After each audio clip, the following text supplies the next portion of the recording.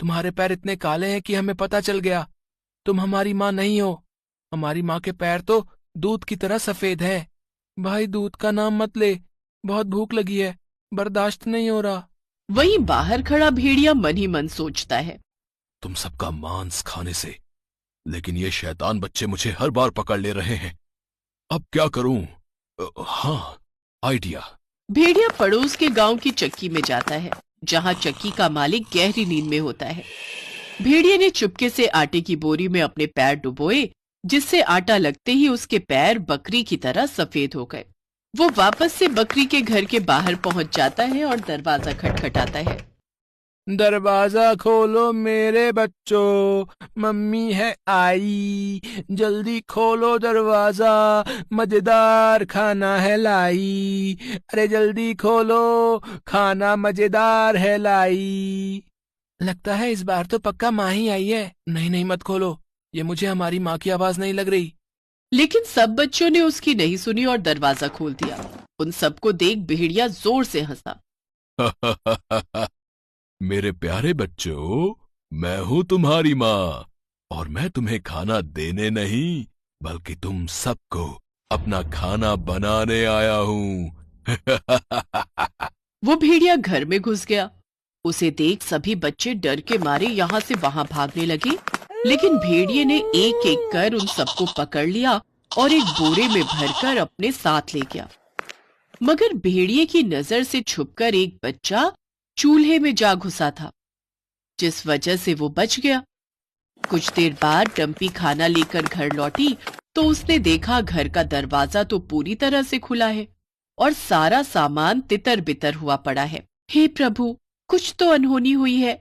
यहाँ मेरे बच्चे कहाँ हैं? मेरे बच्चों कहाँ हो तुम? देखो न, तुम्हारी माँ तुम्हारे लिए खाना लाई है। माँ की आवाज सुनकर सबसे छोटा बच्चा बाहर आया और रोने लगा। माँ माँ। बच्चे ने सारी बात माँ को बताई। उस भेड़िए की इतनी जरूरत मेरे बच्चों को लेकर गया। चलो, हमें उस बदमाश भेड़िए को ढूंढना होगा।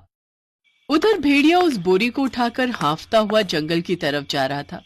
काफी देर से भारी थैला उठाए वो थक गया था। बहुत थक गया हूँ।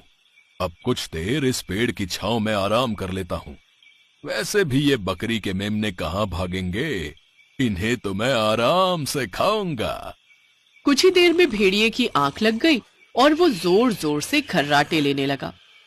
बच्चों को ढूंढने आई बकरी ने उसके खर्राटे की आवाज सुनी और वो उस तरफ गई।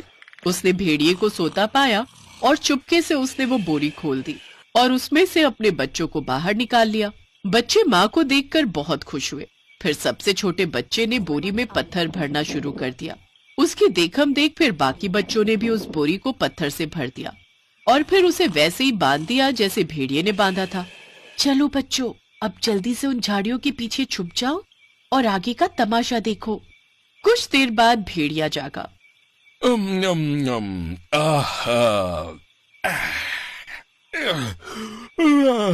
कितनी मजेदार नींद आई थी।